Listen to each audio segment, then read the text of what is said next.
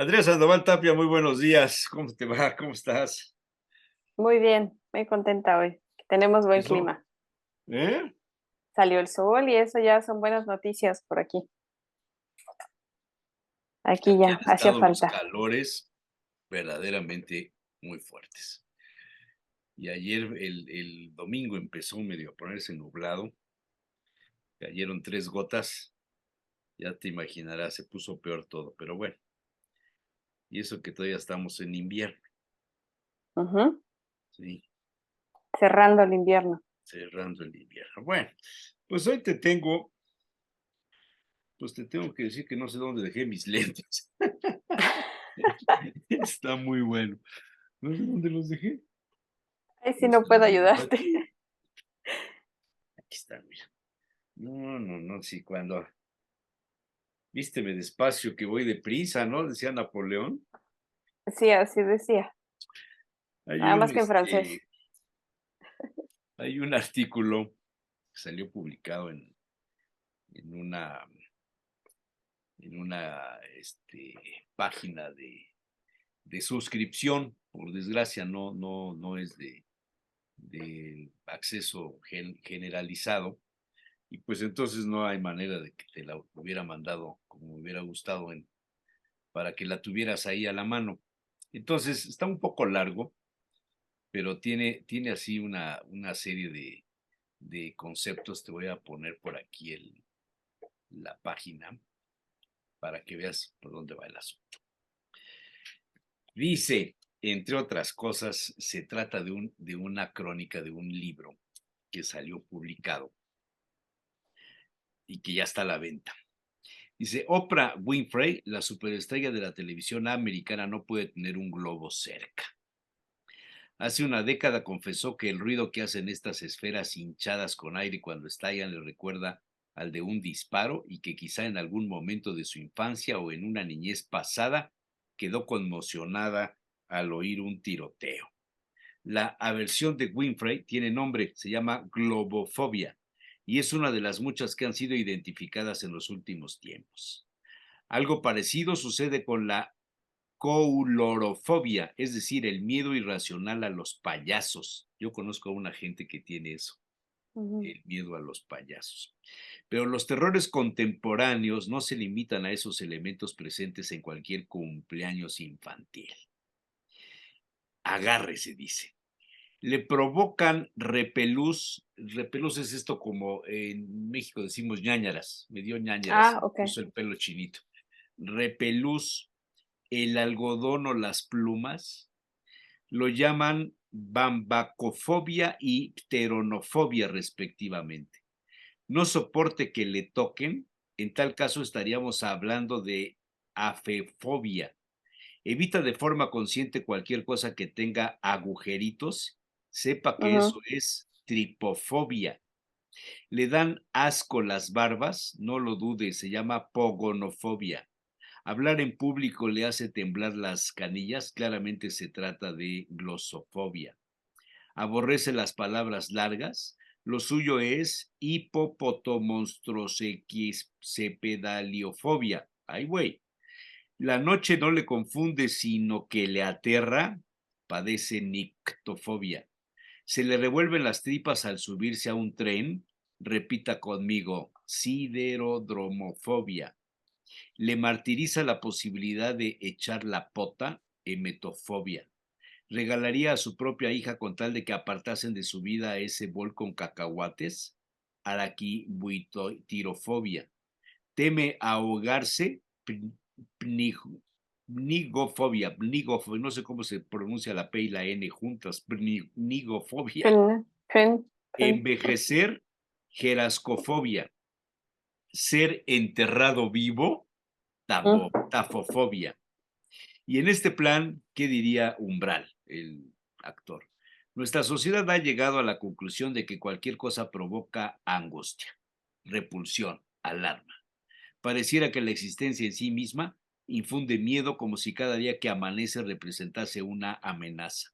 O como si, a falta de peligros reales, un tigre de dientes de sable, un señor feudal, una mala cosecha, un virus o una bomba, nos sintiéramos empujados a buscar sucedáneos.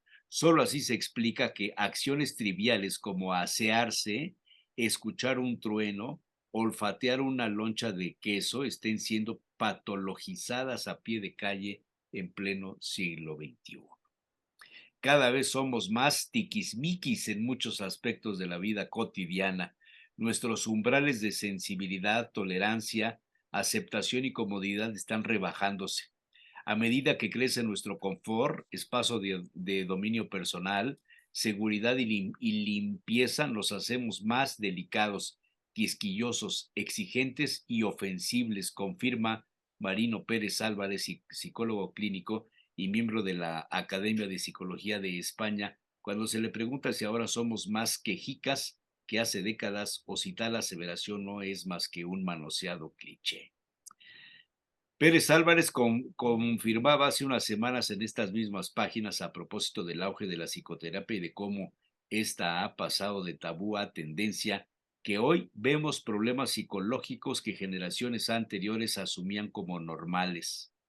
Algo bastante parecido está pasando con la percepción sensorial usada como parachoques frente a cualquier estímulo. Así, ciertas texturas, olores, sonidos inocuos, desde que el mundo es mundo, han pasado a ser insufriblemente molestos para los estándares actuales.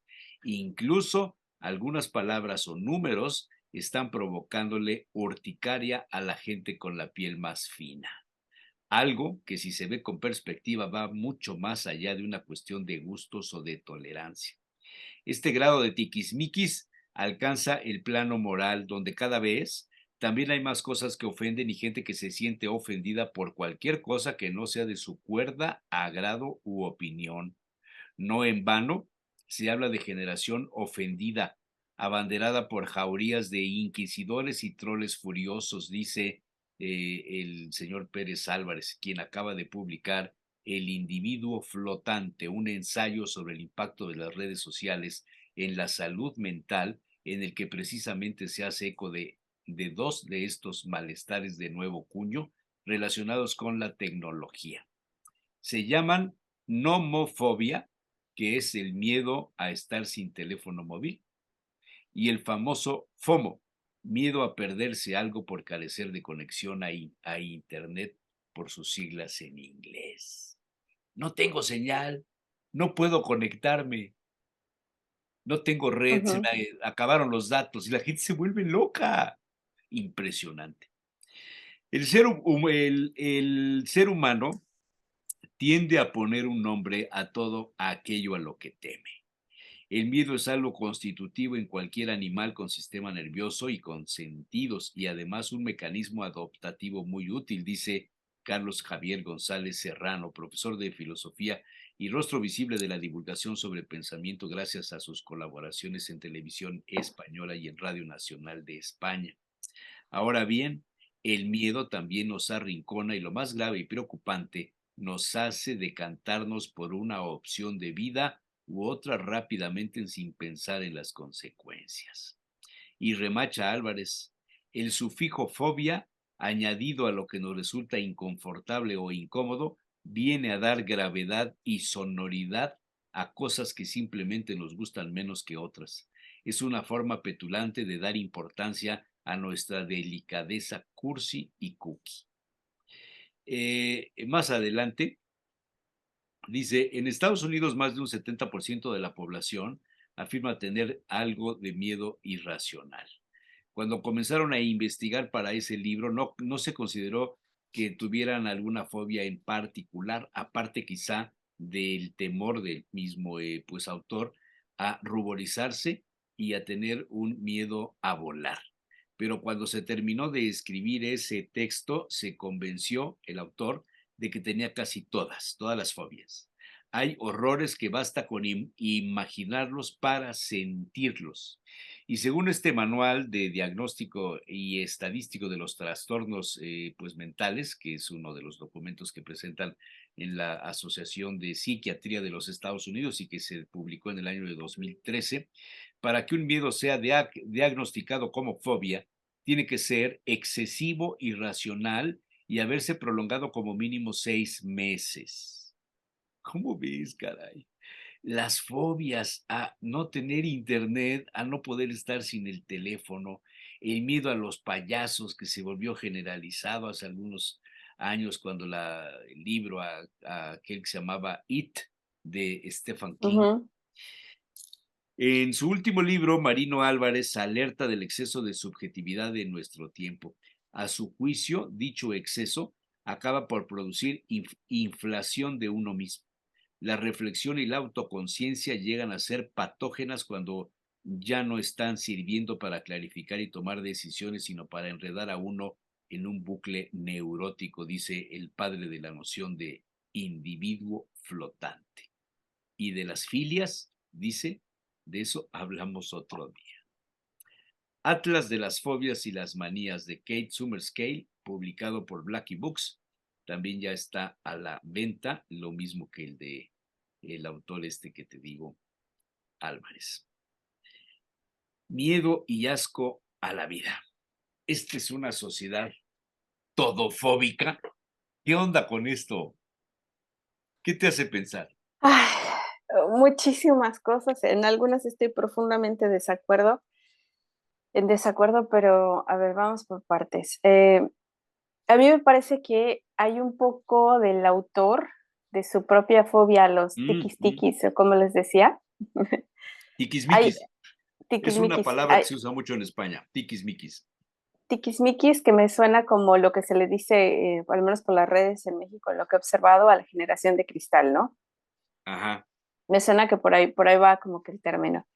Creo que el autor describe también un poco su fobia propia, o sea, repito, su propia, o sea, estoy haciendo un pleonasmo porque no se da cuenta que muchas de las cosas que está proyectando en ese comentario y en esa forma de ver realmente vienen de su generación y de sus vivencias y es imposible, como sabemos, separar al observador de lo que se está observando, del acontecimiento, ¿no? Es ese observador participante que cualquier clase de metodología de investigación lo dice. Es difícil no juzgar algo sin realmente no estar involucrado. La opinión, por muy personal o profesional que sea, o sea, con lo que me acabas de decir, obviamente no he leído el libro, no conozco al autor, no conozco su trabajo académico, pero con lo que me estás diciendo a mí me suena mucho a que está criticando y está tildando de frágiles, está tildando de poco fuertes, de vulnerables y de fóbicos generales a una generación que él no comprende, ¿no? Una generación que no es como su generación y entonces por eso les dice, ay, bueno, pero pues si en mis tiempos no teníamos fobia a la mugre, ¿no? O sea, crecimos en charcos, jugando en charcos y nuestra ropa se lavaba en el río con todo lo que salía de ahí, ¿no? O sea, es una manera de realmente entender o no entender, mejor dicho, a las nuevas generaciones. Es una manera de querer que el propio mundo, el que uno conoce con sus experiencias y con sus vivencias, incluso académicas, que lo que él estudió hace añísimos en la universidad, los libros que lee o la academia que sigue, no se ha renovado, no se ha actualizado en tratar de cambiar su línea de pensamiento. Te lo digo por esto. Las fobias obedecen pueden obedecer muchas veces a la memoria que es no implícita. La otra vez te la decía, aquella que existe antes de que exista el lenguaje. Pudiera ser que un niño, cada vez que su mamá cocinara, vamos a decir, chorizo, cada que su mamá cocinara chorizo, al final, por alguna casualidad, su papá reclamara que no, que lo dejó muy grasiento, que le falta, que no tiene sabor. Y entonces el niño al oler el chorizo y luego escuchar las discusiones de sus papás, y estamos hablando de una etapa antes del lenguaje, pero habla del primer año o los primeros 2 años, él haya estructurado y haya interiorizado y lo que es este sentido del que poco se lee en los libros, pero existe, que es la neuropercepción, en donde tú realmente te sientes en el ambiente. Tu cuerpo sabe si está en un interior, en un exterior, o sea, cómo se encuentra, dónde se encuentra. Recuerda, graba y esto queda como en una impronta en tus emociones y en tu cuerpo. Pudiera ser que la gente diga, ¿sabes qué? A mí cada vez que como chorizo me cae mal, o sea, no lo aguanto, es como que hoy me cae pesado, al final acabo enfermándome. es porque tiene que ver con un recuerdo antes de lo verbal, antes del lenguaje, en donde algo pasó. Puede pasar con la lluvia, puede pasar con los colores, puede pasar con los olores. Los olores, de hecho, son, y se sabe que el olfato es muy importante para el cerebro. Puede pasar con las sensaciones, por ejemplo, cuando llueve, cuando hace frío. Hay gente que se deprime con ciertas cosas o ciertos lugares, ciertos colores. ¿Por qué? Porque en nuestra biología también existe la memoria, pero no podemos ponerlas en palabras. No podemos decir, ¿sabes qué? Cuando tenía 6 meses o no soporto oler el alcohol, me da asco, nunca he tomado, pero me da asco, porque no puedes decirlo, que cuando tuviste 6 meses, tu papá llegó borracho y te tiró de la cuna, ¿no? Y de ahí tienes ese mal recuerdo. Hay muchas cosas que pasan en nuestro cerebro, en nuestra biología, que quedan en nuestra psique plasmadas, quedan grabadas, pero no somos capaces de expresarlas porque aún no hemos formado, pues vamos a decir, un sujeto interior, aún nuestra psique no lo está. Entonces, hay muchas razones por las cuales ahora hay fobias que antes no había, ¿no? ¿Por qué? Porque ahora hemos puesto un nombre. La otra vez lo hablábamos, de 100 años para acá con Freud, se le prestó atención al cuerpo y cómo se sentía y cómo debía de ser eso. Entonces, cuando escuchas a un montón de personas diciendo que no soportan los lugares cerrados, pues tienes que en algún momento inventar una palabra para describir lo que están sintiendo, ¿no? Entonces, la claustrofobia, bueno, pues ese tipo de personas que tienen miedo a morir o que pasa mucha angustia en un lugar cerrado, ¿no? Otras a las alturas, y de ahí te das cuenta que hay muchas variantes. La forma en que se manifiesta el cuerpo, la psique, la memoria en nuestro cuerpo es muy compleja y a veces parece como toda esta ficción, bueno, porque alguien le debería tener miedo a los peces o a los cepillos de dientes. Bueno, porque tiene una historia propia en donde tiene que ver algún evento que pudiera ser traumático, que pudo haber puesto en peligro su vida, y esto es una de las cosas más importantes del cerebro. El cerebro nos lleva a resguardarnos y a mantenernos con vida. Así tenga que bajar los recursos de una cosa o que tenga que mantenernos en estrés por mucho tiempo. Entonces, cuando el cerebro reacciona a eso, es porque es un mecanismo de sobrevivencia, ¿no? Lo que le interesa al cerebro es que mañana sigas vivo y va a hacer todo lo posible para resguardarlo. Entonces, después de todo este rollo, el punto es, hay nuevos descubrimientos sobre por qué la gente se ha vuelto así. En términos a lo mejor un poco más culturales, conocemos un poco más la dignidad y estas nuevas generaciones la piden más una forma de ecología, de respeto a sí mismos, a su sexualidad, a su manera de ver la vida, y sobre eso es que están cambiando estos conceptos, ¿no? Pienso, por ejemplo, la adolescente, que creo ya no está la adolescente Greta, en donde sale y demanda que ahora se cuida el medio ambiente, que no es posible, y grita, y muchos dijeron, ay, es la adolescente enojada. No, pues y ahora sí tenemos a otra activista y resulta que sus demandas, cuando te pones a analizarlas, tienen un fundamento, no solamente es una adolescente enojada, ¿no? Muchos activistas en Afganistán también que demandan ciertas cosas. Ahora parece que las generaciones van por la dignidad, las nuevas generaciones, por la dignidad, por el equilibrio. Hay muchas que se resisten a comprar esta fast fashion, ¿no? En donde la gente compra la ropa como va saliendo, sino que se van a comprar, y así también hay estudios, se van a comprar ropa de segunda mano y se sienten mejor con eso a que traer el último, ¿qué voy a decir?, modelo de Zara, ¿no? Es la forma en cómo ellos conciben el mundo, porque el mundo que se les va a quedar no es el mismo que tú o tú y yo en generaciones anteriores tuvimos. El mundo que a ellos se les va a quedar es un mundo depurable. Discúlpame, pero la ecología, la contaminación, la industria, la comida, las enfermedades es muy diferente a hace 200 años, hace 10, 100 años. Entonces, ellos están pensando en el mundo que quieren tener los siguientes 50 años que van a vivir. Nosotros no sabemos si vamos a vivir 50 años más o no. Entonces, son perspectivas muy diferentes. Creo que ambas válidas, pero es como un mundo que termina y estas ideas que terminan que se encuentran con aquellas que nacen. Y aquí abajo viene el choque, ¿no? Entonces, mientras uno dice, ¿sabes qué? Es que no tenías por qué ser, si a mí me llamas generación de cristal o friki friki o triqui triqui, tú no tenías que ser tan fuerte. Tú no tendrías que haber vivido eso porque eso no era correcto para ti, A no ver, debiste haber tratado así. pero todo esto está derivado de la clasificación que hacen en Estados Unidos de las generaciones. A mí cuando me hablan de qué generación, ¿cuándo naciste? Ah, eres generación, no sé qué.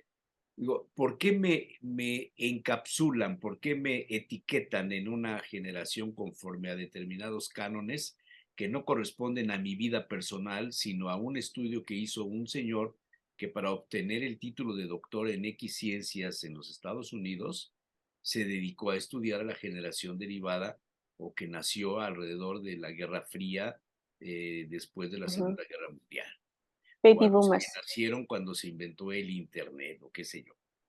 Aquí el asunto cuando leí la cabeza de pues, el artículo Miedo y asco a la vida es algo que me preocupa porque los jóvenes están teniendo o miedo o asco a determinadas cosas. Cuando se suicida una persona de 50 años, pues ya vivió, pero cuando se suicida un chamaco, pues sí hay un asunto que debe de preocuparnos. Esta primera impresión de que le tienes miedo a estar sin red, estar sin internet, a no tener tu teléfono pues en activo, a que dejaste tu teléfono, se te olvidó y ahora ¿qué haces? En mis épocas no existía. Cuando yo era niño no había internet, no había teléfonos portátiles, llegabas a tu casa y había una libretita junto al teléfono donde decía, llamó Juanito, llamó Pepito, llamó no sé qué, repórtate, ¿no? Hoy día la gente tiene que estar en activo las 24 horas del día mandándose mensajes. Estás comiendo, estás disfrutando o intentas disfrutar de una sobremesa o de la comida o de una plática diferente y la gente sin darse cuenta toma su teléfono y empieza a responder un mensaje. Estamos inmersos en esta práctica de la comunicación, no sé si llamarle a esto comunicación, pero de la mensajería, sí, atados a un aparato. Entonces, de ahí me interesó cuando el autor dice es que tenemos asco a la vida y hay fobias como quedarse sin el acceso al Internet o no tener el teléfono en ese momento en activo. Una gente sin un teléfono celular puede sobrevivir perfectamente bien. Incluso hace unos días se celebró a nivel mundial el día de estar sin el teléfono, sin el acceso a la red. No sé cuándo fue, hace 2 semanas o algo así, y hicieron evaluaciones y pruebas de que la gente no soporta más de 2 horas estar desconectado de la red de Internet. Esto es un asunto verdaderamente que nos debía preocupar.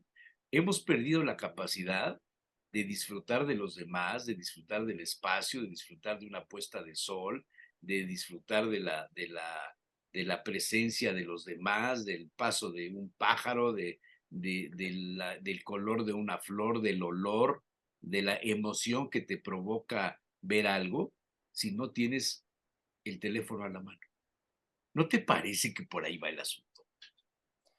A mí me parece que podríamos distinguir tres realidades. Una, la realidad en que efectivamente, en términos generales, se puede vivir sin teléfono. Pregúntaselo a cualquier persona en la sierra, en cualquier país que no tiene señal y que su vida no depende de una conexión, sobrevive No, todos los días sin no teléfono. tiene ningún problema.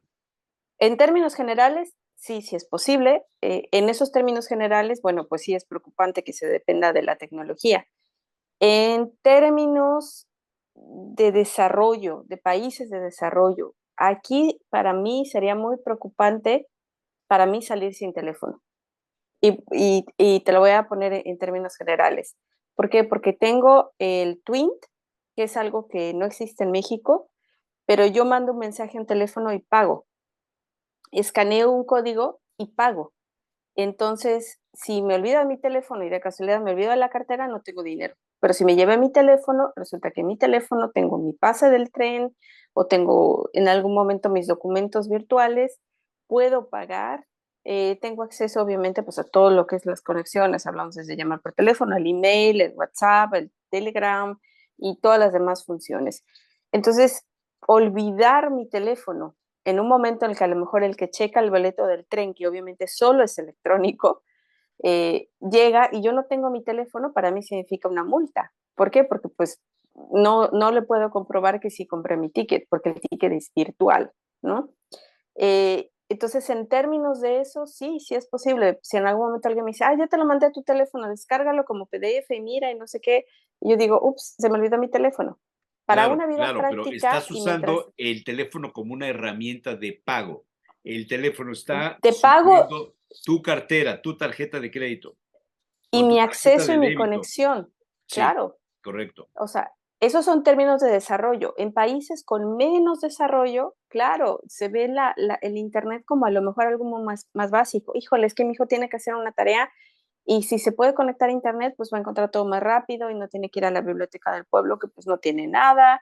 Eh, Puedo saber cómo sigue mi mamá a mucha distancia, ¿no? Que vive en 3 pueblos más para allá a través de un mensaje. Son necesidades diferentes, obviamente. Unas son muy básicas, las otras te decían países de mayor desarrollo que se le mal llama o bien llama, pues obviamente tiene que ver con tu vida diaria y tu manera en que manejas el mundo, y en otras, en términos generales, puede ser realmente innecesario. Ahora, para las nuevas generaciones, también significa una identidad. Ellos, al olvidar su teléfono, pierden su identidad virtual. No pueden decir dónde están en Snapchat, no pueden subir su foto a Instagram tomando su café o su mate o lo que sea, su matcha, lo que quieran tomar. Y no pueden decir cuánto han corrido, no pueden decir si llevan camino a la escuela. Ellos pierden una identidad virtual, entonces es como salir, no sé si te pasó a ti, soñar de niño, que llegabas a chanclas o en chanclas a tu escuela y sentías una vergüenza horrible porque no llevabas tus zapatos. Entonces, es como olvidar esa parte importante de ti. Simplemente hay que contextualizar y hay que comprender qué significa la tecnología en cada lugar. En un lugar rural, una llamada puede salvar una vida de una persona que necesita una atención médica urgente, ¿no? En países de desarrollo te decía, bueno, pues si te olvida tu teléfono, ya se te olvidó tu ticket de tren y ahí viene tu multota, ¿no? En las otras, pues puede no pasar nada, porque en realidad no es parte de tu vida diaria. Se trata de contextualizar. Y el cuarto escenario para mí sería las adicciones, en donde ya viene el problema. Obviamente, hay mucho y el algoritmo en las redes sociales es realmente monstruoso, increíble y en algún momento puede ser un depredador de nuestras necesidades psíquicas. ¿Por qué? Porque nos lanzan dopamina, dopamina, dopamina, dopamina y estás ahí feliz y puedes crear una adicción a la dopamina, a sentirte bien viendo a cada rato chistes, como alguien corre una carrera, como alguien planta una flor y crece, como alguien hace una mímica de algo, una parodia, en fin, cada persona encuentra su hoyo, digamos, que te puede llevar hasta el pozo de la adicción, en donde puedes decir, es que me la paso 5 horas viendo redes sociales, 3 antes de dormir, o a veces hasta duermo poco con tal de ver las redes sociales, ¿no? Entonces, este tipo de cosas sí pueden generarse en una adicción y es ahí donde tenemos el problema y es donde digo, si ya es un problema de salud mental, en donde la gente no pueda desconectarse y sufra angustia y puede generar hasta fobias, ¿no? Entonces, sí se trata como de poner en grados de qué estamos hablando cuando hablamos del acceso al Internet, porque no es para todos los mismos, ni las redes sociales. Donde sí habría que puntualizar es en esta parte. Claro, tu generación, mi generación, conoce un mundo sin Internet, conoce un mundo sin teléfono y sabe que no pasa nada. Pero para las generaciones que no lo conocen, es de alguna forma no tienen el consuelo, no tienen cómo confrontarse, cómo fundarse en decir, bueno, es que si no lo tengo, ¿cómo voy a sobrevivir? Tú y yo sabemos cómo. Tal vez haya números que no sabemos de memoria, tal vez sabemos qué hacer o qué no hacer, dejar recados, podemos tener más recursos, pero para las personas que han crecido con el Internet, con los teléfonos, olvídate de las nuevas generaciones que ahora van del iPad al teléfono y obviamente de ahí a todos sus dispositivos, ¿no? Esas generaciones lo van a sufrir más. Y no quiere decir que sean tiquis, sino quiere decir que es parte de su realidad y abandonar esa realidad se van a sentir completamente desfondados, no van a saber qué hacer, no tienen recursos, porque no pueden googlear, porque no pueden llamar, porque no pueden saber cómo están si no tienen su dispositivo que les marca sus pulsaciones mientras corren, ¿no? Entonces, son las realidades que construimos de manera personal, creo yo, lo que hay que analizar y no tanto tirar a las generaciones. Hay generaciones nuevas que ya no quieren los smartphones, están buscando y están regresando a los Nokia de hace tiempo, de piedra, en donde tenían el jueguito de la víbora y prefieren mantenerse fuera precisamente de las redes sociales y del acceso 24 horas por 7 que tú decías, que es realmente angustiante. Y ahora también se están peleando por el derecho a no estar en línea, ¿no? En países como España también se está pidiendo que a los jefes no se les permita mandar correos urgentes ni nada durante el tiempo de descanso, el fin de semana, ¿no?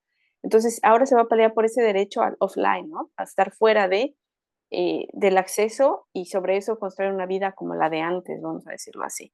Pero de nuevo hay que poner en contexto de qué redes sociales estamos hablando, de qué realidad de las personas, ¿no? ¿No crees que en el fondo todos los seres humanos a lo largo de la historia hemos tenido fobias? No se habían clasificado, no se habían anotado, no se habían escrito, descrito, explicado, buscado su razón de ser.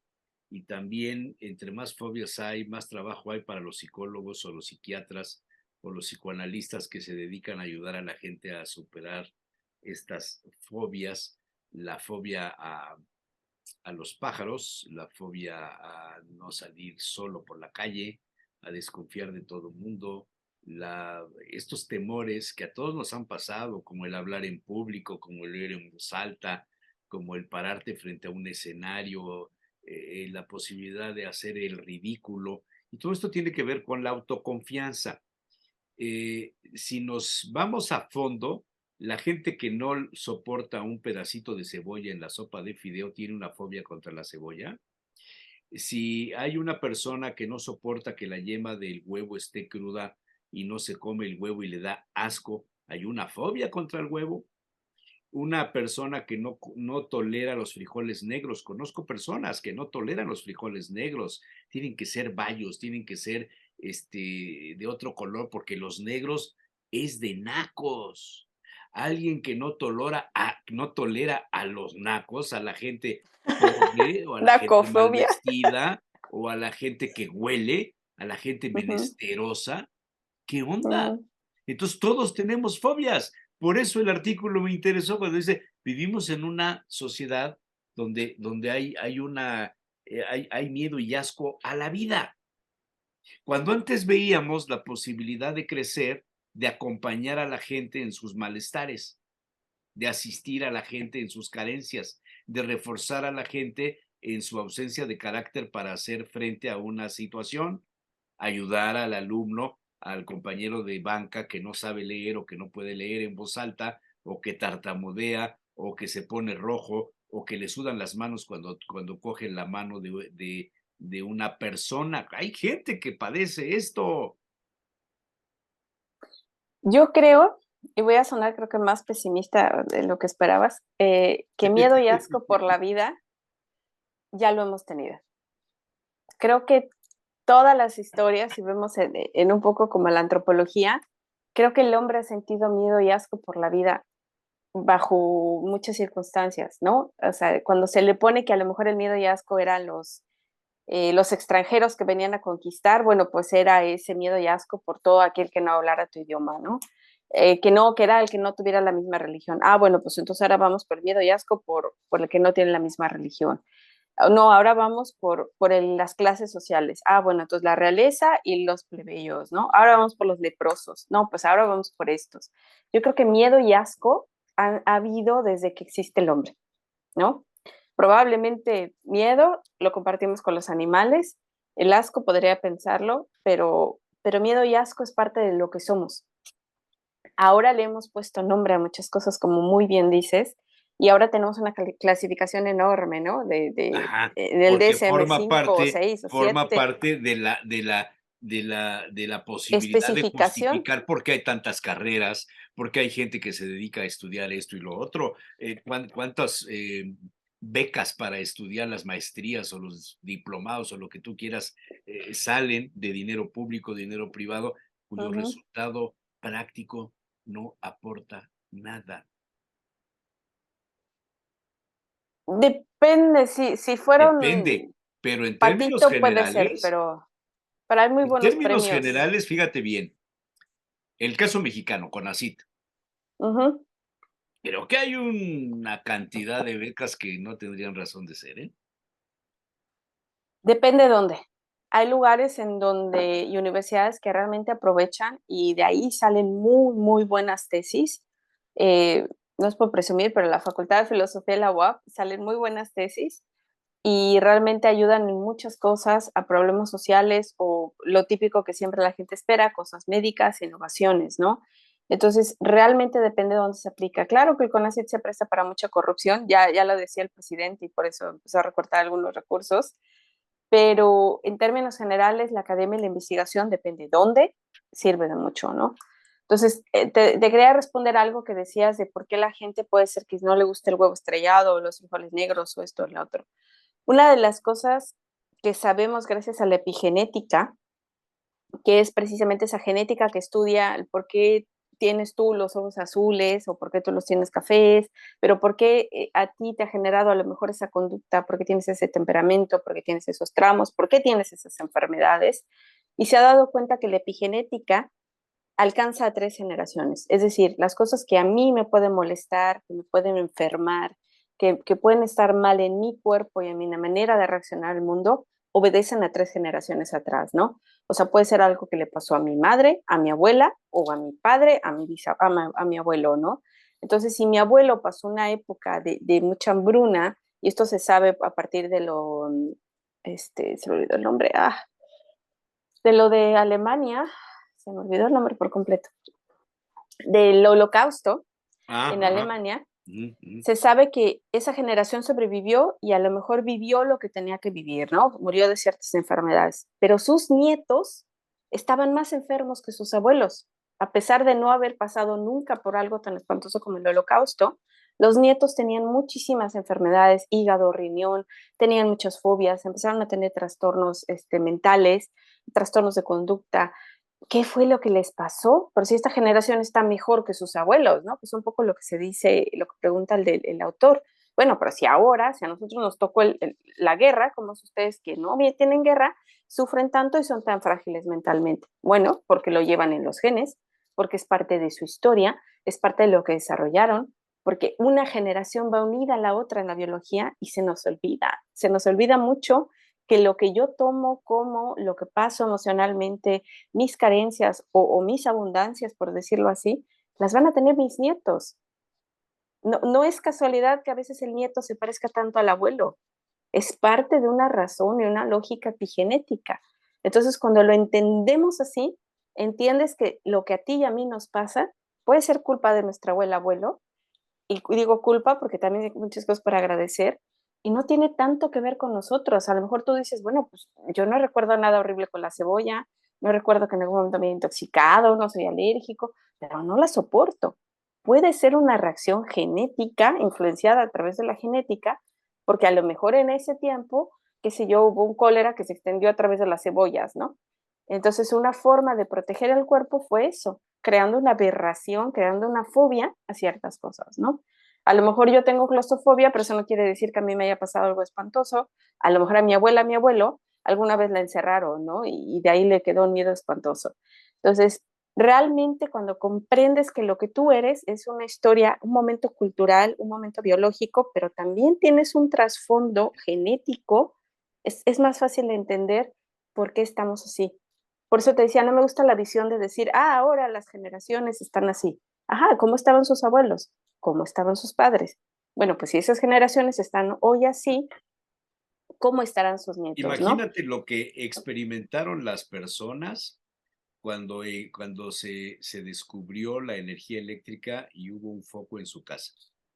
Imagínate lo que experimentaron cuando pudieron escuchar la voz de alguien a través de un Ujú, aparato sin que la persona estuviera enfrente. ujú. Imagínate lo que experimentaron quienes vieron por vez primera una pantalla de un televisor y veían lo que estaba pasando en otra parte del mundo. Yo me acuerdo cuando era chavo que llegaba el hijo de una amiga de pues, mi abuela que vivían en un rancho por allá por la Mixteca, por entre Acatlán y Tehuitzingo, por ahí por esa zona.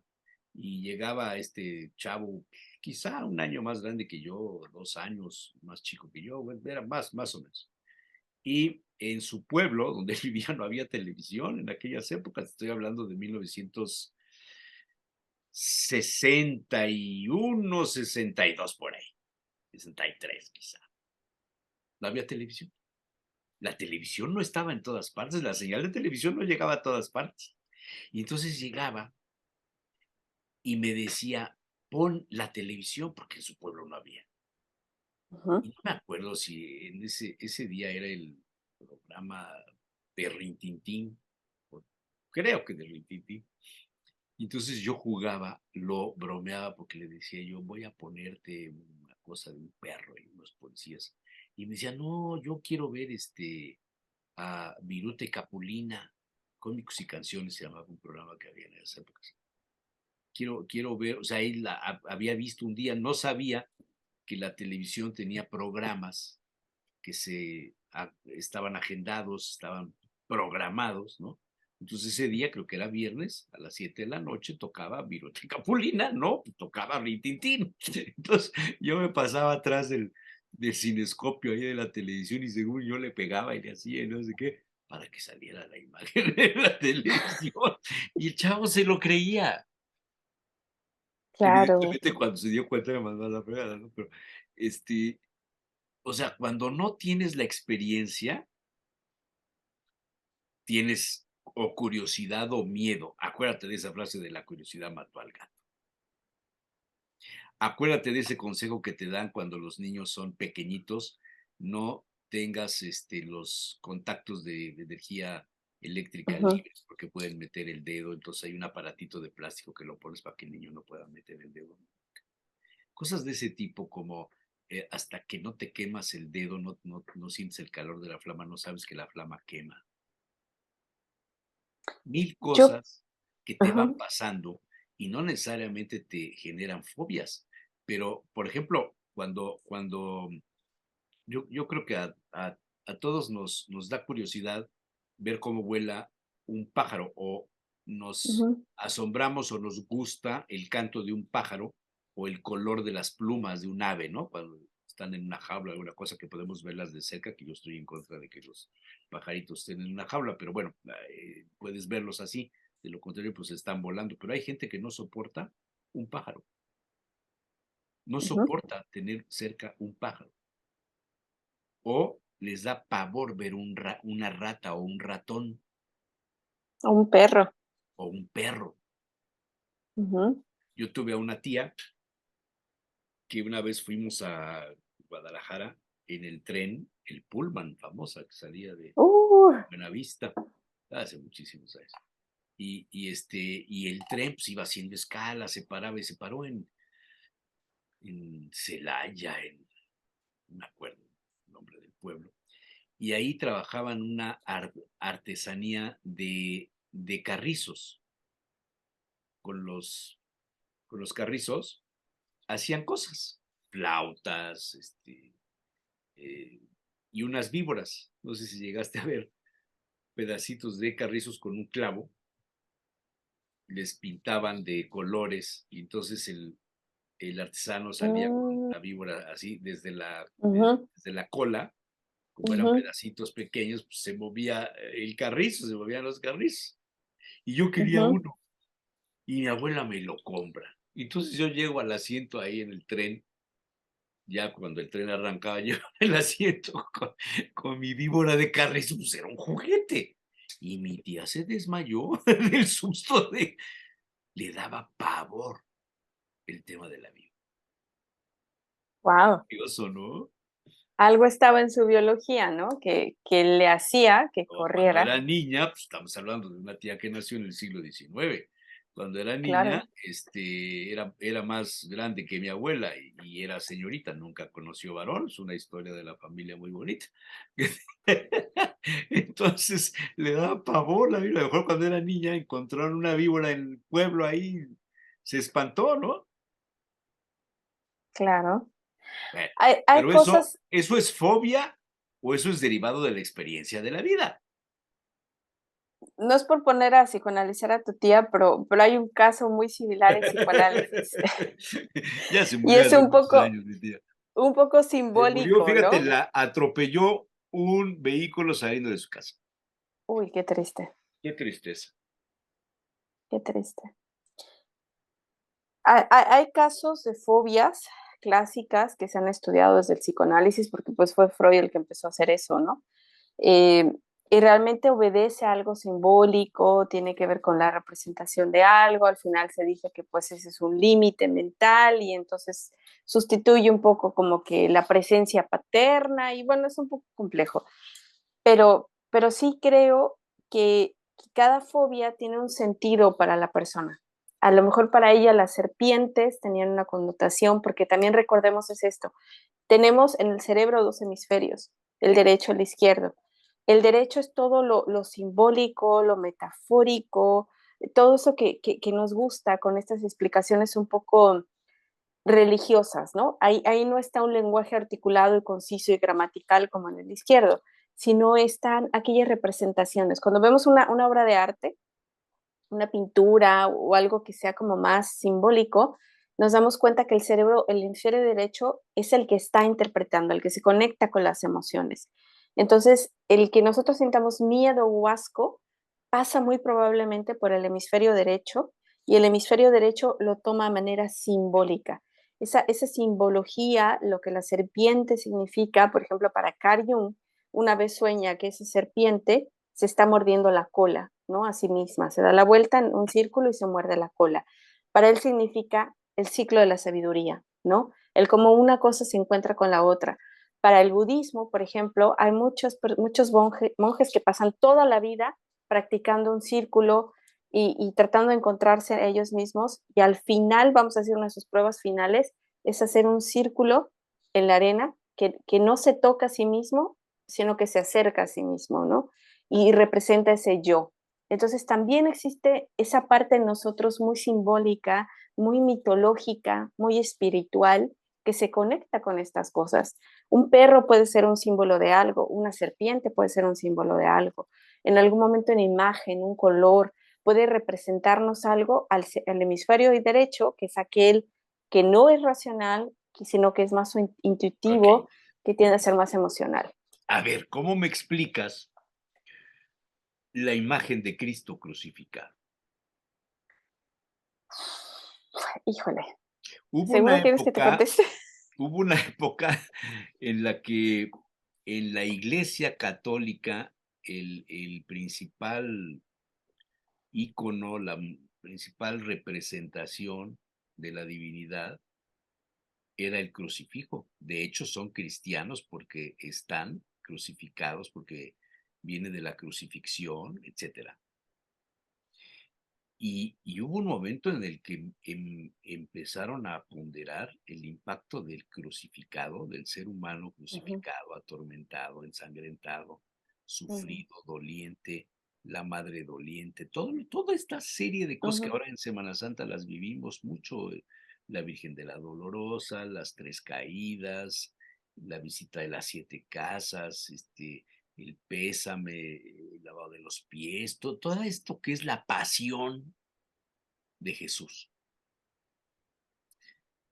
Y luego la transformación a ponerte en el altar a los santos, a la Virgen o a Jesús, el Sagrado Corazón de Jesús. La imagen de un Jesús ujú, hermoso, con el ujú, pelo largo, con barba, espiritual, ujú. guapo, diría, diría alguien, Sí, guapo, claro, eh, sí es este, Dios. exacto, en contraste con el crucifijo.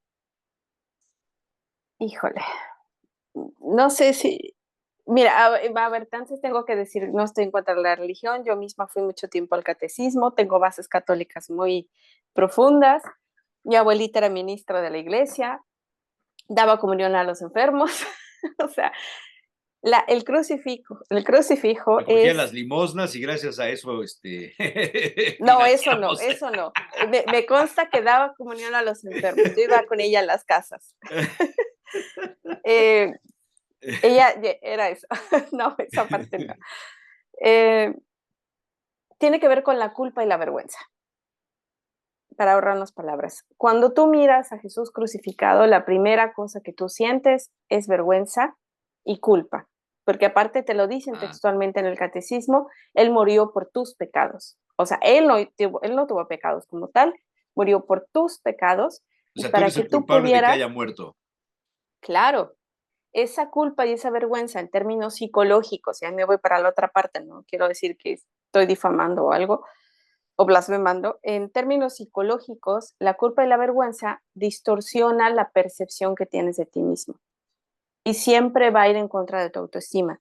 Cuando crees que te sientes bien, que eres suficiente, que puedes, que bueno, que eres una buena persona, híjole, ¿no? ¿Te acuerdas que deberías de sentir vergüenza cada año y cada Semana Santa cuando te ponen la cruz aquí y dices, sí, sí es cierto?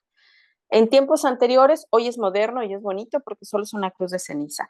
En tiempos anteriores la gente se bañaba en ceniza o se ponía la cantidad de ceniza proporcional a sus pecados. Hoy nada más llevamos una crucecita, a manera cómoda, ¿no? Porque ningún cristiano quisiera ir lleno de ceniza. Entonces, cuando te das cuenta de eso, es que cada año renuevas tu vergüenza por ser quien eres, por tus pecados. Esto es como Psicológicamente, una catarsis? no, No. no, porque la vergüenza y la culpa es lo contrario a que lo que se busca en salud mental. En salud mental se busca que la idea de ti mismo sea una idea sobria, que sepas quién eres, cuáles son tus defectos, cuáles son tus virtudes y que al final te ames a pesar de eso. Pero cuando tú tienes culpa y vergüenza, llegar al amor, a ti mismo, a la autoestima, a una comprensión es más difícil.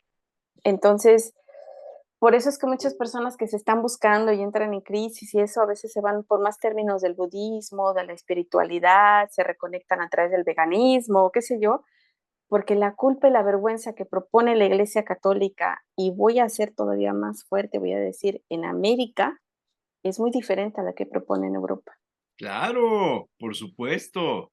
Aquí hay un cantón muy católico, Lucerna, en Suiza.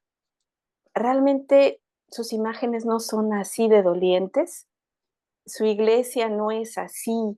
O sea, sí están las estaciones del Vía Crucis y todo, pero no se hace hincapié en la muerte, sino se hace hincapié en el amor y en la fraternidad que debemos de tener como hermanos, y el amor que Dios te tiene y en lo que tú quieres ir con tu vida. No se hace hincapié en esta vergüenza y culpa de ser quien eres, y porque claro, todos hemos nacido con un pecado hasta original, ¿no? O sea, un niño de 1 año tiene un pecado original.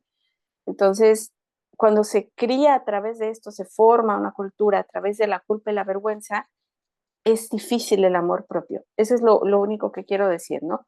Es difícil el amor propio, es difícil la salud mental, es difícil a veces la autoaceptación, y claro que es más fácil caer en un reproche constante, sentirse mal, eh, sabotearse a sí mismo, generar adicciones. No estoy diciendo que los católicos ahora van a ser adictos, no, no.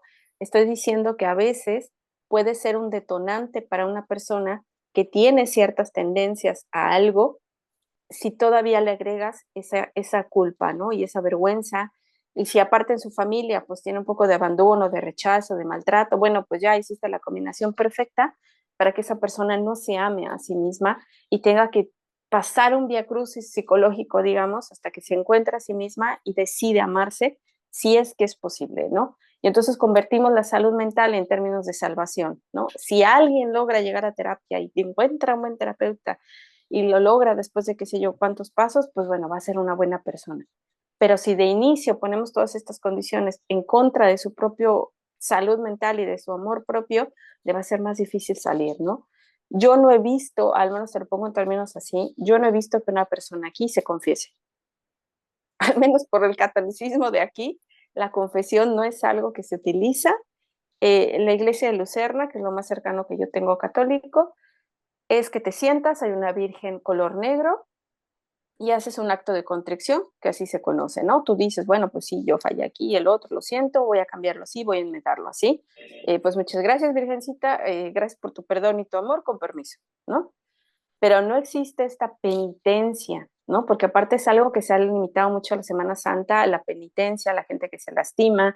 Si se va de museo a los conventos de Puebla, pues se va a ver a veces por con qué cosas se flagelaban, los clavos, las púas, las mini puertitas en donde pasaban, o los pasillos así súper chiquitos, en donde pasaban las hermanas para purgar sus pecados y todo lo demás, ¿no? Entonces, eso al final y al cabo, en términos psicológicos, pues significa un menosprecio por sí mismo y es el camino muy largo para llegar a la autoaceptación, para llegar a un self que se conoce así, ¿no? Como una visión de sí mismo fuerte, ser una persona que diga, bueno, soy digna y quiero generar esto para mi vida y soy valiosa, ¿no? Hace un poco el camino más difícil. Es lo único que quiero decir, pero no estoy por ahí blasfemando ni nada parecido, ¿no? Y menos ya tan cerca teniendo la Semana Santa, Jesús Manuel. ¿Qué tema me diste? No, es que estoy pensando en esta, no sé, vamos, el que inventó, el que descubrió, el que escribió o describió los cánones de la religión, del comportamiento, toda esta serie de cosas, este, o le atinó o sabía mucho del comportamiento humano, No porque somos tan ignorantes como creemos, ¿eh? No. condiciona el libertinaje, digámoslo así, el abuso, a través de ciertas normas que tienen que ver con la moral, con la costumbre, con la práctica de lo cotidiano, de que no le hagas al otro lo que no te gustaría que te hicieran a ti.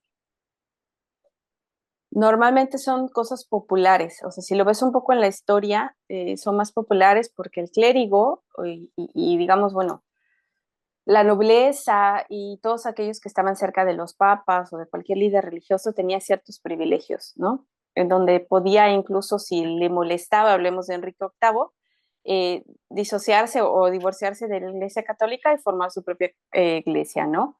O sea, Correcto. realmente la religión era una forma de control de los pueblos.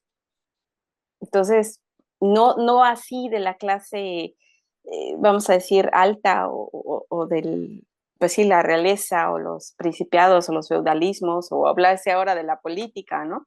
En donde hemos visto presidentes que se vuelven a casar porque pues les anulan el matrimonio anterior por palancas, ¿no? Entonces, pues sí es parte de un control más popular. También es cierto eso, claro. Qué difícil, ¿verdad? Todo empezó por las Sí, fobias, empezó por el asco a la vida y todo este rollo. Mira nada más dónde venimos a terminar con el tema. Pero bueno, muy bien. gracias. Como siempre, muy Gracias, María. interesantes tus comentarios, tus charlas. Gracias, Gracias. querida. Igualmente. Cuídate Cuídate mucho. mucho, gracias. Andrea Sandoval Tapia, desde un cantón, Desde mi cantón, desde su cantón, allá pegadito a Zúrich, esquina ¿con qué? la condesa, no, la verdad. No, pues no sé qué calle sea. ¿Cómo se llama la calle donde vives? Mayer Straße, Mayer Beach. Straße. Sí, bueno, pues ahí. Ahí, Gracias. Cuídate mucho. gracias, Manuel. Nos vemos la Cuídate. próxima semana, primero Dios. Gracias. Buen día. Adiós.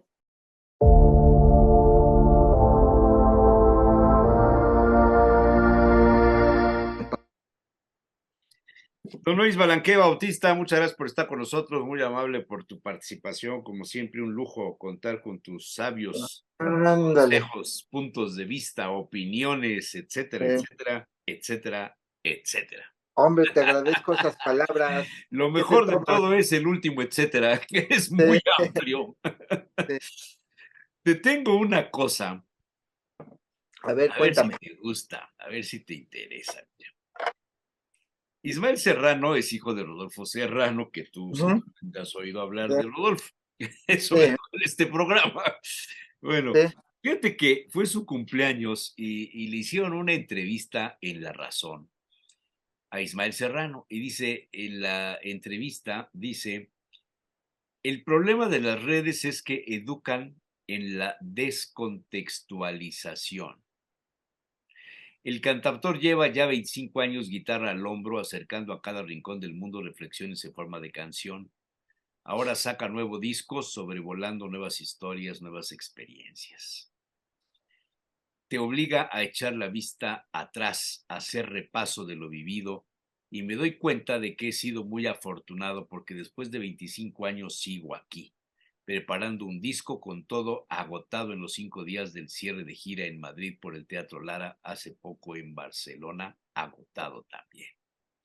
Y entonces dice, agradecido por la respuesta todos estos años a su proyecto, una propuesta que es consciente, no es quizá la más popular.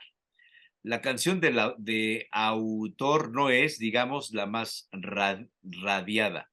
Yo creo que el algoritmo incluso la penaliza, porque lo que un cantautor propone en gran parte de sus canciones es un relato. Cuando tú ves las visualizaciones de YouTube, casi ninguna canción llega a término. Eso juega en contra de alguien que lo que cuenta es una historia, que no se basa únicamente en un estribillo machacón, que propone una reflexión con un componente poético. Muchos artistas hacen música según como quieren ser situados, sin incidir en la creación. Frase de Ismael Serrano. ¿Ha visto en estos 25 años el cambio de la industria y en el público, y advierte en este momento un cambio de paradigma en lo musical? Un tiempo extraño y difícil en el que un algoritmo impone un hábito en el oyente que penaliza determinadas propuestas musicales. Y es la suya, una más conectada con la gente del teatro y la tradición oral, una de las perjudicadas, lo que añade mérito, como si no lo tuviera ya por el talento y por trabajo, a esta media vida subido al escenario de los más grandes a los más íntimos. El oficio del cantautor tiene mucho que ver con la carretera, defender el canon del cantautor desde el punto de vista musical y formal, el tipo con una guitarra y una voz en tiempos en los que se imponen otro tipo de encuentros y de espectáculos, tiene algo de revolucionario. Y en ese acto revolucionario tiene a veces el artista la sensación de que la industria va por otro lado. Se imponen otro tipo de espectáculos. Las plataformas condicionan el hábito de escucha. La gente va a los festivales porque quiere asistir a una especie de playlist en vivo, más como un acto social que cultural. Y eso, claro, va en contra de alguien que conceptualiza el hecho de estar en el escenario y entiende el concierto con una especie de relato, un concepto total que tiene que ver con su trayectoria, con lo que quiere contar y con aquello que le ha llevado a escribir canciones. Son tiempos extraños, no estamos no nos estamos planteando hasta qué punto el algoritmo no solo condiciona al público, sino también al tipo de música que se hace. Yo creo que ahora lo mismo, muchos artistas hacen música en función de cómo quieren ser situados en las músicas, a qué artistas quieren que los relacionen en esas búsquedas, en las playlists o las etiquetas, incluso a la hora de en qué festivales quieran estar, y eso está incidiendo en la creación. No es una crítica a otros géneros, sino la observación de cómo eso lleva a homogeneizar. ¿Qué te parece? Es súper interesante lo que dice Ismael Serrano. Primero porque, por supuesto, tiene mucha razón. Estos algoritmos que fragmentan la narrativa, no tanto la eliminan o la hacen ausente, pero sí la fragmentan, ¿no? Eh, Al fragmentar la narrativa, la persona no tiene una claridad de su realidad y de la realidad, ¿no? De manera tal que interpola estos elementos que, que están en su realidad con elementos que están en la realidad virtual, ¿no?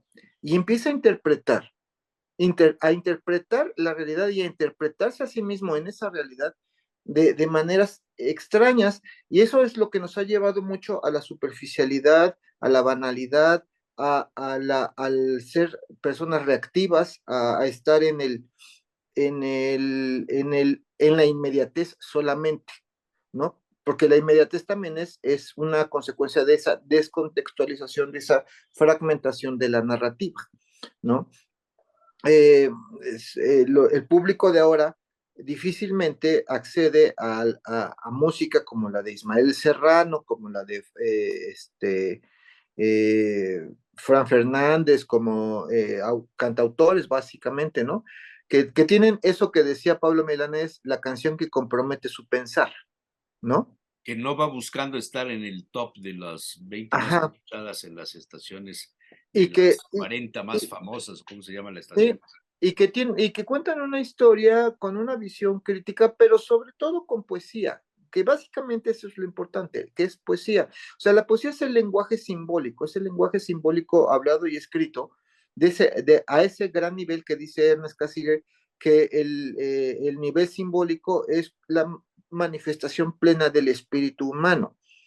La canción de popular, sobre todo lo que está ocurriendo en la actualidad, que es básicamente el reggaetón y la música de banda, está a un nivel en esta clasificación que hace casi de lenguaje analógico, es decir, que solamente refieren a lo inmediato y entonces por eso se explica que también se vive en la inmediatez y los algoritmos reaccionan a lo inmediato.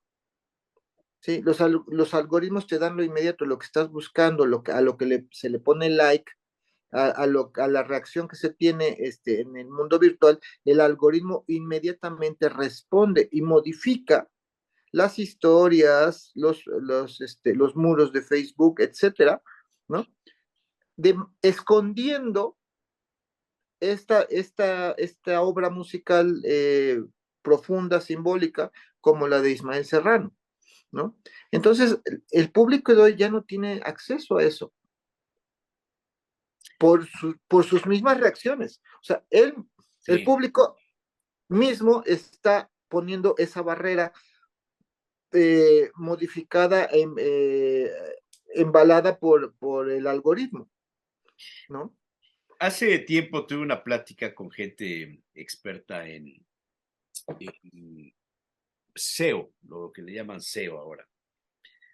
Esta manera de poner las frases, de colocar las frases en la programación de la búsqueda de Google para tener más éxito en las búsquedas, para tener más, Ajá, más visitas en un sitio, ajá. en un portal, ya sea de noticias, de mercadotecnia, de ventas de productos, de lo que sea, de un negocio o de un portal informativo. Los que escribimos periodísticamente entendemos que la noticia está en un sitio que el oficio te lleva a descubrir y a escribir y describir respondiendo al canon tradicional de qué es la noticia, el hecho trascendente, el qué, cómo, cuándo, quién y dónde de los primeros del ABC, de la Associated Press, para introducir el tema informativo en las primeras líneas, en el primer párrafo, y si te despierta curiosidad, seguirlo leyendo, pero si no, ya te enteraste de lo que querías transmitir, el qué, cómo, Ajá. cuándo, quién y dónde. Esto, escribir así para un portal, para un medio electrónico digital, ya no es vigente. No, no. Es vigente escribir la noticia dentro del canon, pero ya no es vigente usar las palabras clave, usar la frase clave de búsqueda de Google con base en la nota periodística.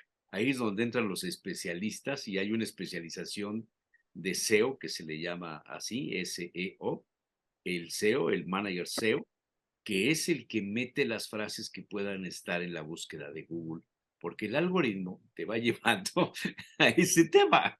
Entonces, pues resulta que ya es otro mundo. Exacto. Sí, por ejemplo,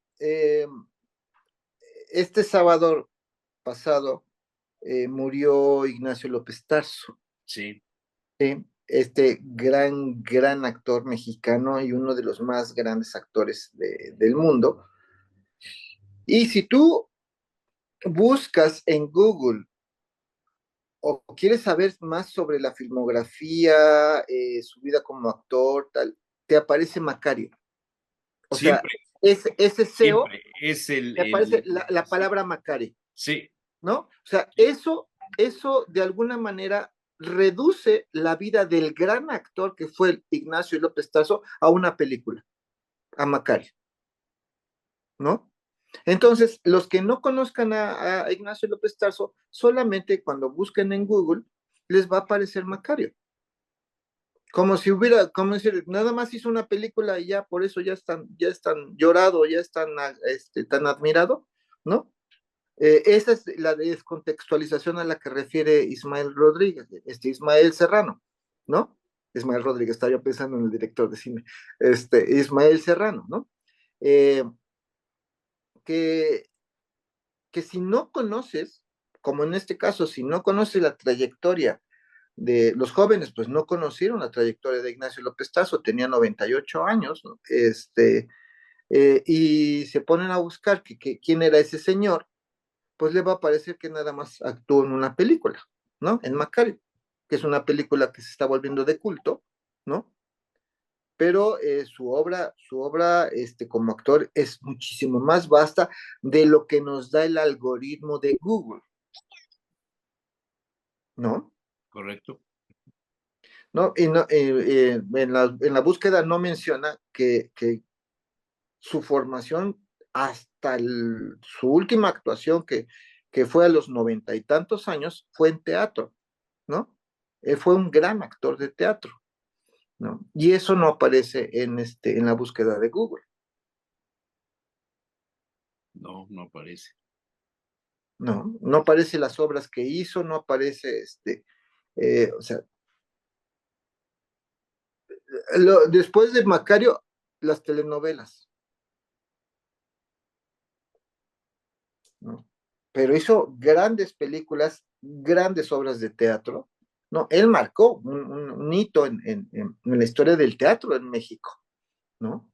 Te acordarás de Tartufo, Por supuesto. ¿no? Esta obra de Jean-Baptiste Poquelin, ¿no? Que fue un exitazo en los 70s, 80s, ¿no?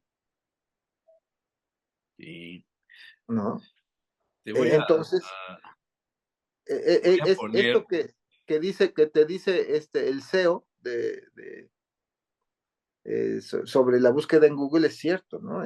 claro, Palabras clave y que descontextualizan, como dice Serrano, la narrativa, sí, sí, ¿no? sí. No sé si es esta la parte que te quiero poner, o esta es la de broma. Cuando, que es la de broma, Es la de broma, ¿verdad? ese es que, Es un sketch ahí con la sí, personificación de una participación que tuvo en el programa de 24 horas, de Jacobo Zabludowski. En la parte final entraba López Tarso con alguna cosa y Jacobo decía, buena rima, Tacho, buena rima, ¿te acuerdas? ajá, pero era Tacho, no era, pero imitaba a Ignacio López Tarso Ajá, eh, digamos, eh, declamaba, exacto, declamaba letras de canciones, sobre todo, aparte de poesía, sí, sobre todo revolucionaria. Él grabó varios discos de corridos revolucionarios, claro, claro. pero declamándolos, no cantándolos. A ver, creo que sí es.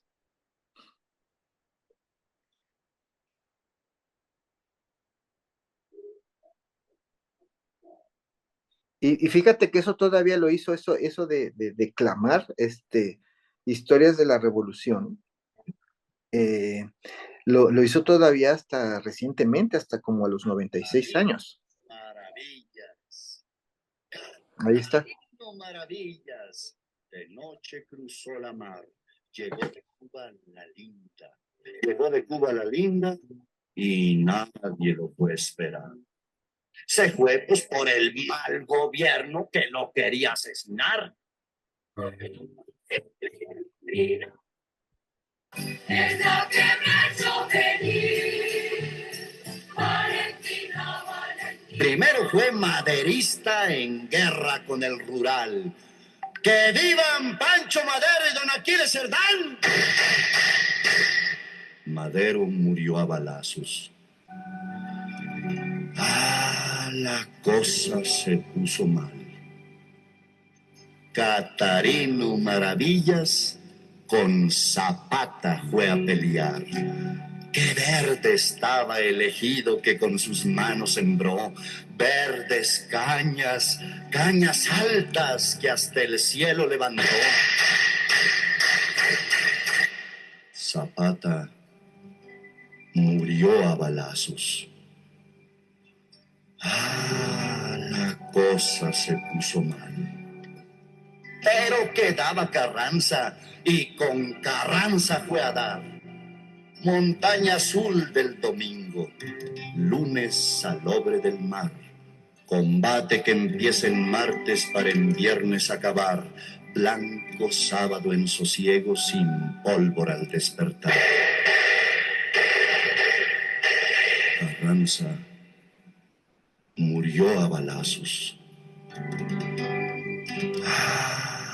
La cosa se puso mal. Catarino Maravillas con Villa se fue a pelear.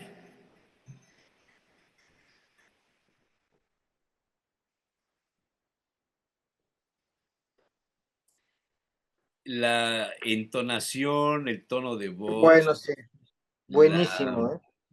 o sea, verdaderamente no era un improvisado, es un hombre que salió de la academia. Sí, sí, sí. Estaba leyendo ahora que pasaron algunas crónicas sobre su vida. Fue un hombre que estudió, se graduó y su primera obra para graduarse fue el sueño de una noche de verano de William Ajá, Shakespeare. O sea, sí, estás hablando de un actor totalmente formado en la disciplina del teatro de claro, sí, Shakespeare. sí, Qué sí. cosa, Fue Dios mío. un actor bien formado, completo, comprometido con su profesión, con su oficio grande, con un enorme talento. El fragmento que acabas de pasar es maravilloso, ¿no? Catarino Maravillas, ¿no? La fuerza de Este, su voz, ¿verdad? La fuerza. sí, sí, sí, sí. Y lo puedes ver interpretando papeles de un mudo, por ejemplo, en donde su voz no, que lo caracterizaba ahí, ¿no? En El hombre de papel, El nombre o de papel. en este indígena, que habla con la muerte, que es el Macario, o Cricri, ¿te acuerdas que hizo la película interpretando a Sí. Cricri? Eh, de un hombre burgués, o de un papelero del nivel más bajo social. Claro Pero que lo suyo era el teatro, era ¿no? el teatro, era el teatro, básicamente era el teatro, que nunca lo dejó, ¿eh? Nunca lo- Hacía películas, hacía telenovelas, pero también estaba haciendo teatro al mismo tiempo. Y lo hizo hasta el final. Yo tuve la fortuna de verlo a los 94 años interpretar la obra de El Padre, que después llevará al cine con Anthony Hopkins, ¿no? Que ganó un Oscar Hopkins por esa interpretación.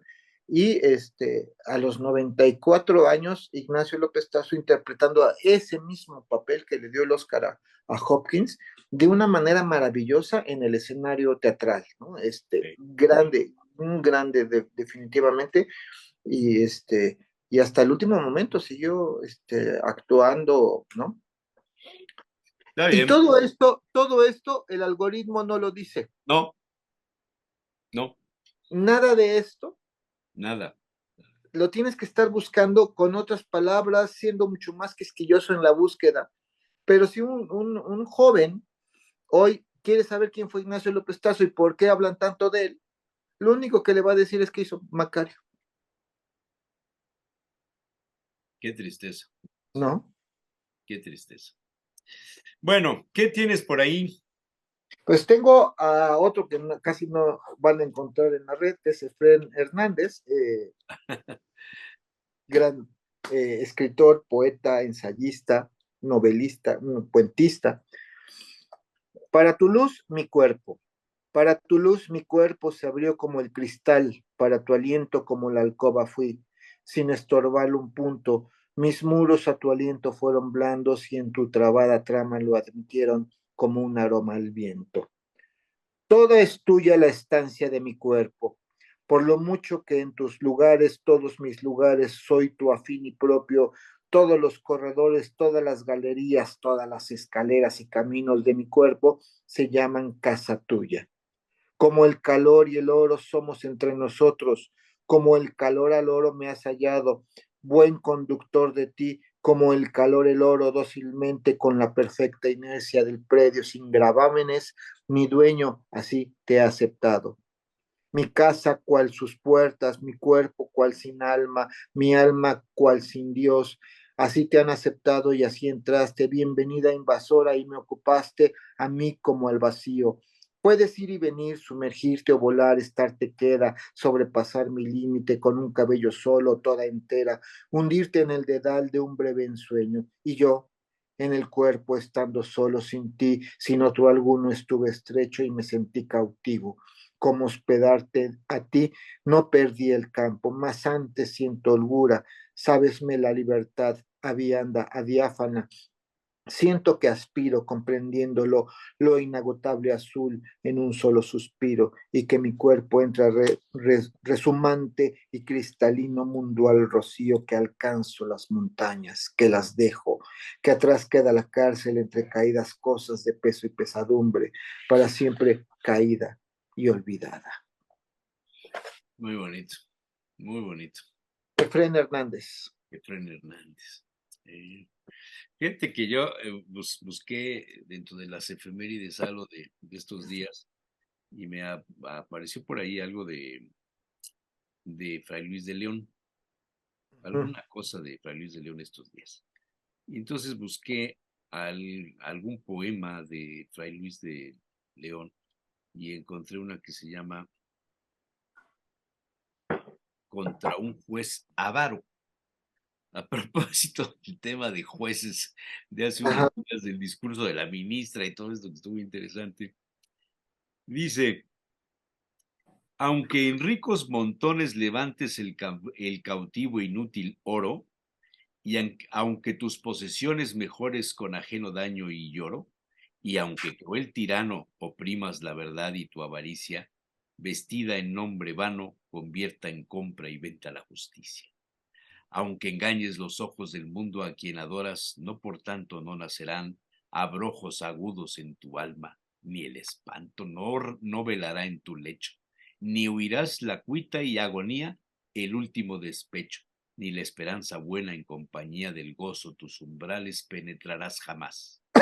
Y la meguera con llamas infernales con serpentino azote, la alta y fiera y diestra mano armada, saldrá de tu aposento sola una hora, y ni tendrás clavada la rueda, aunque más puedas, voladora del tiempo hambriento y crudo, que viene con la muerte conjurado a dejarte desnudo del oro y cuanto tienes más amado, y quedarás sumido en males no finibles y en olvido. La sentencia a un juez avaro. Oh, qué bueno está. Sí, es fuerte. Le queda algunos que conocemos. Sí. Aunque habría que traducírselos al español de hoy día para que Sí, entiendan por dónde va el tema. sí, Pero, pero sí le queda a varios. pero le queda a varios. Fray Luis de León. Fray Luis de León, ahorita te digo por qué me brinco, porque dice que en un 12 de marzo, Fray Luis de León de 1575 solicita que alguien lo confiese y permiso para dar misa en Valladolid, España. De ahí me salió el tema. ¿Qué más? Pues ya, Por aquí con tenía yo él, algo de Rodolfo. que siempre hay que cerrar con él. Hoy te fuiste muy académico. ¿Va? Sí, sí. No, es que fue interesante. Es un tema súper interesante el que habló Ismael Serrano. A ver, aquí está.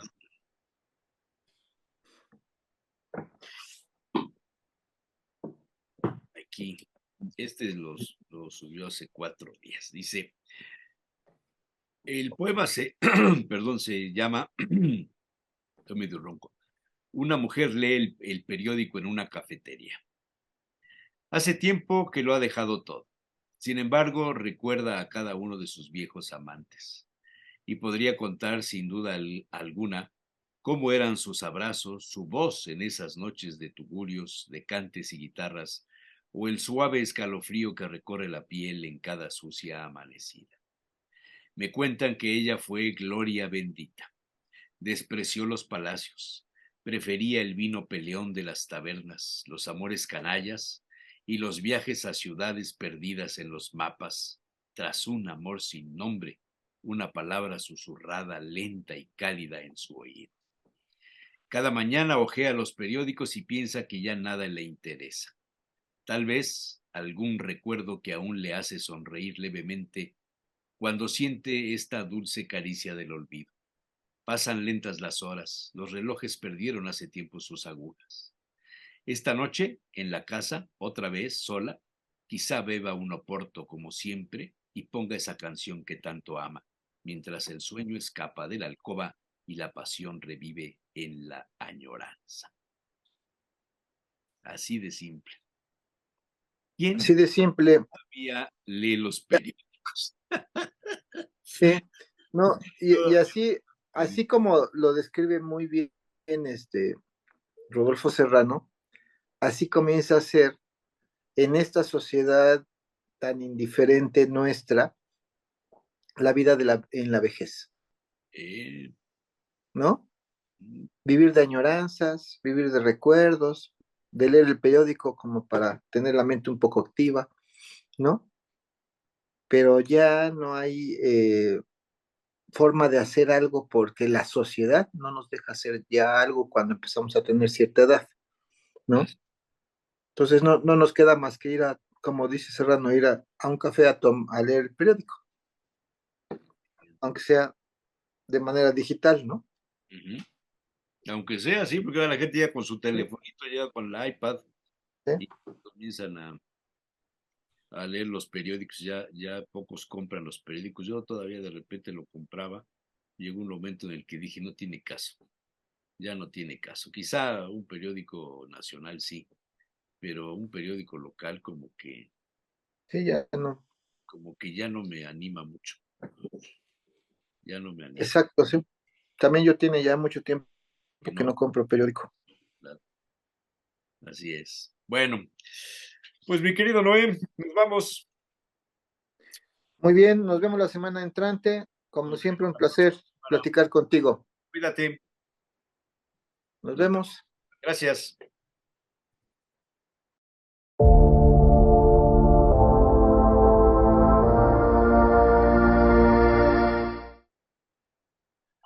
José Prieto Rodríguez, muy buenos días. Aquí Buenos días, estamos, como casi todas las semanas, intentando así es. explicar algo acerca de lo que sucede del mundo del arte o del automovilismo o de lo que se te ocurra.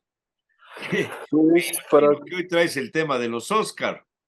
de todo, traigo mucho de todo, sí, A ver, pues, pues podemos empezar por ahí, si no, es lo que lo tengo hasta el último, pero sí.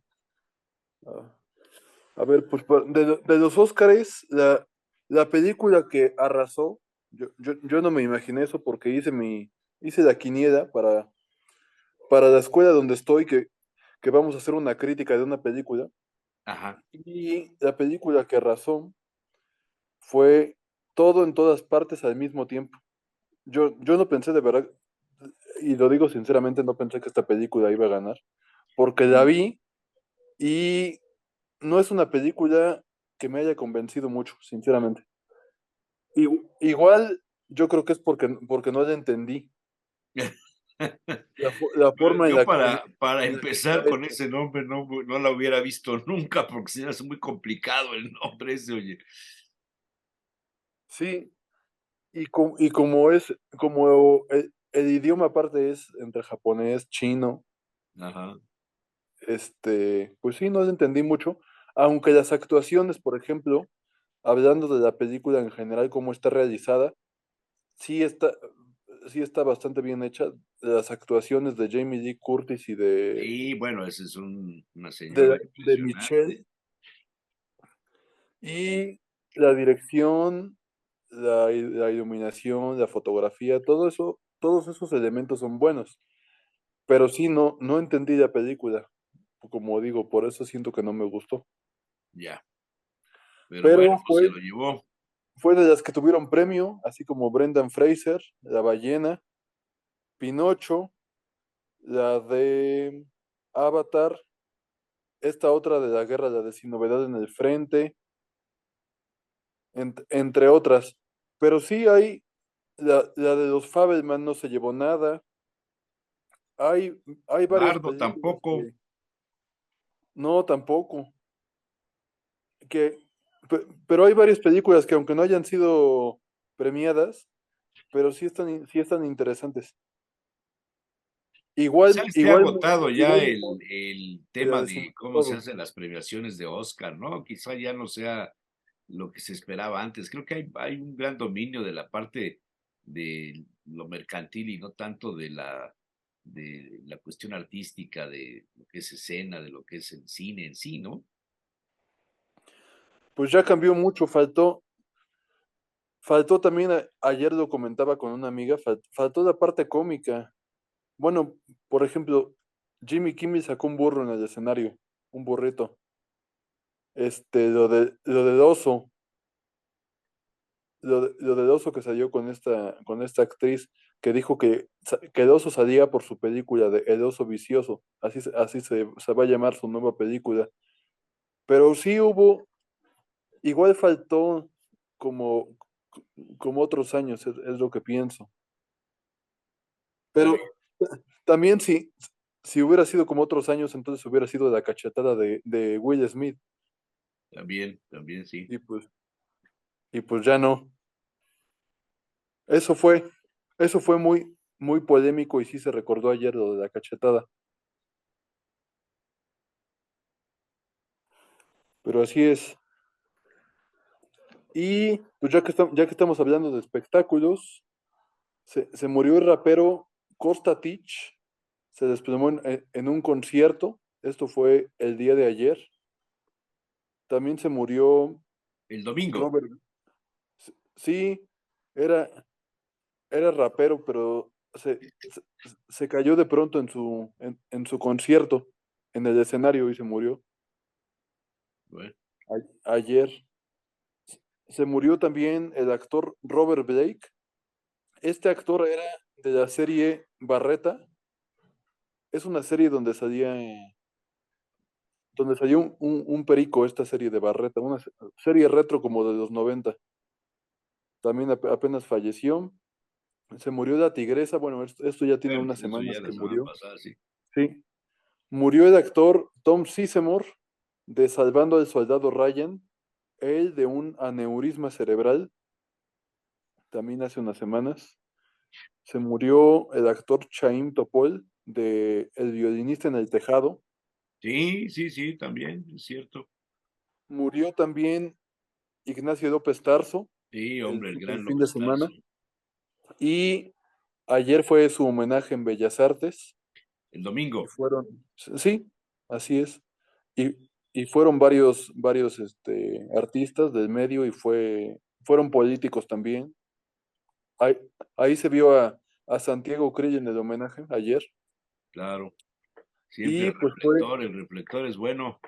fue un homenaje por toda su trayectoria, por todo lo que hizo, que fue mucho, No, hombre, muchísimo. porque Gran actor, gran actor. hay, hay cosas aparte de la actuación que no se sabían de él. Por ejemplo, estuvo en el seminario, estuvo en un colegio militar, hizo corridos para la revolución, o sea, le gustaba mucho la música, hizo corridos para la revolución, la parte de la actuación y también la parte de la política, fue diputado. Fue diputado, sí. Entonces, hizo muchas cosas aparte de la actuación. Sí, fueron 98 años de trayectoria, pero en todos estos ámbitos. Entonces, pues fue mucho. Así es.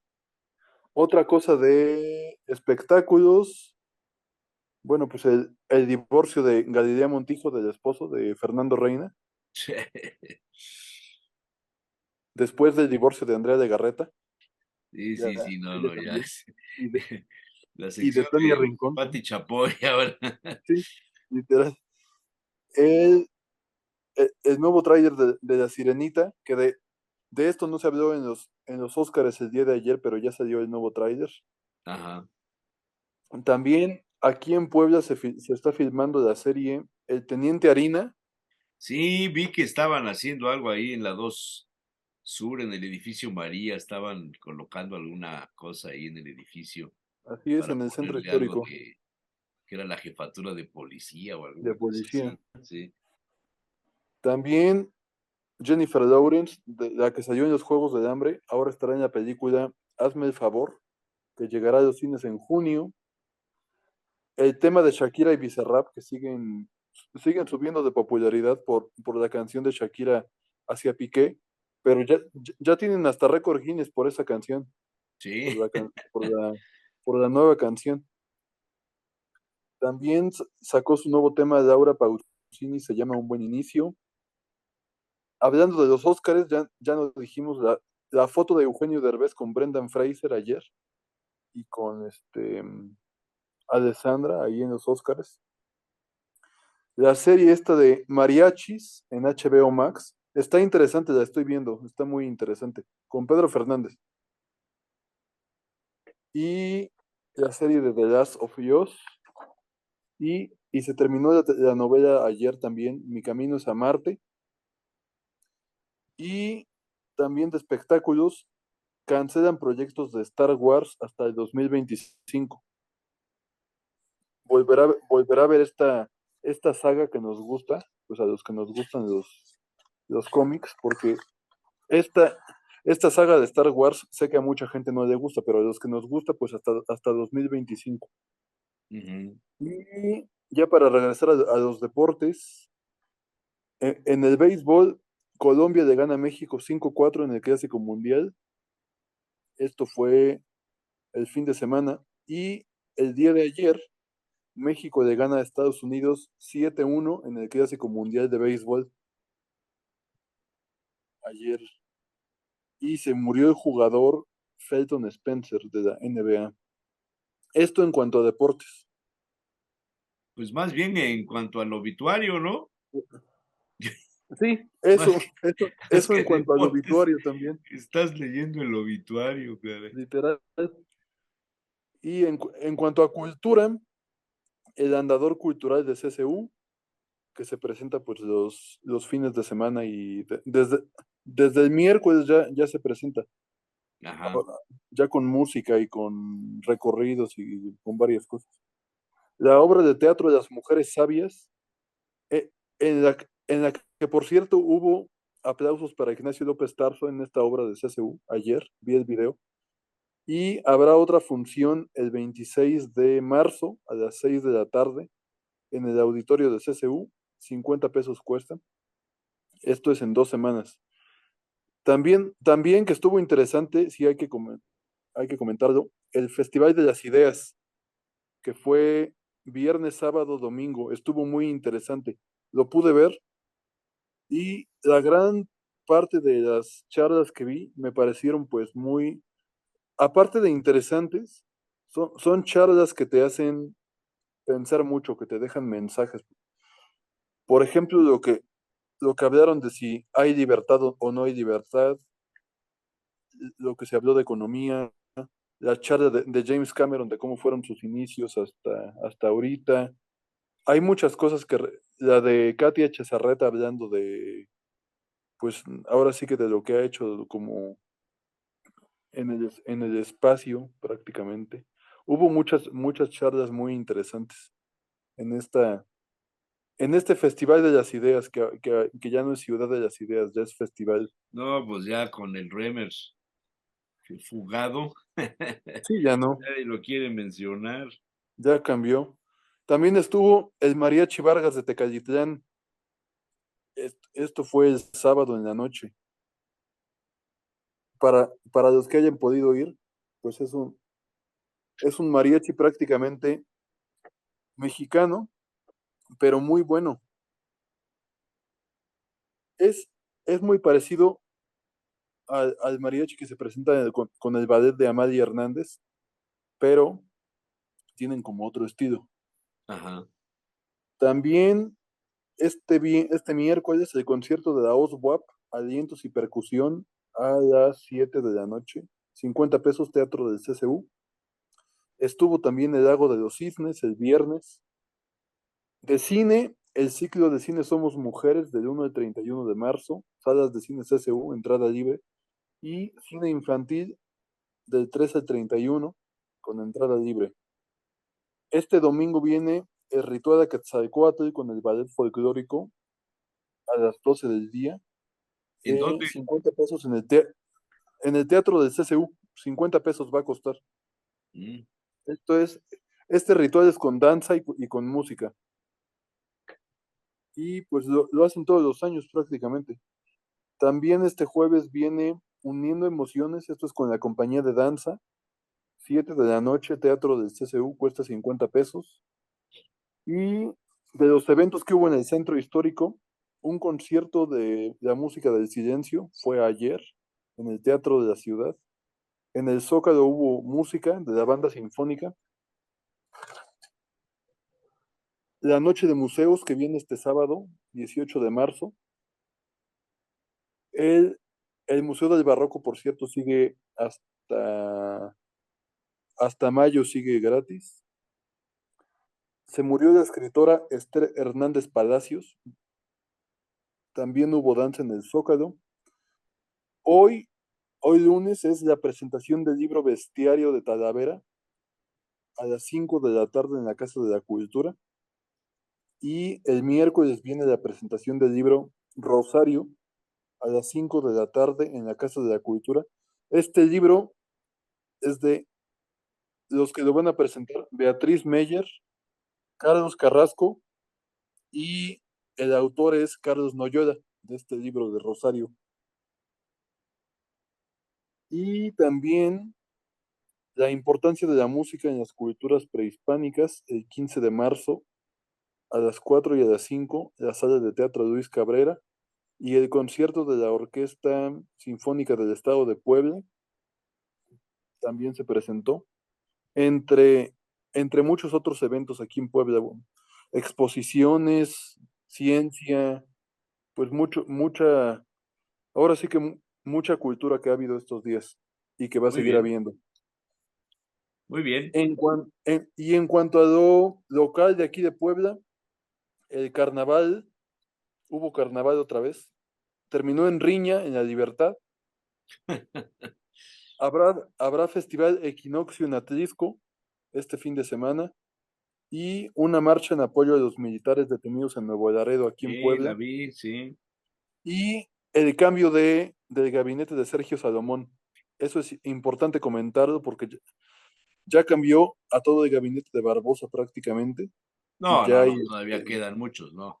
a unos, a Sí, pero unos pocos todavía sí, quedan.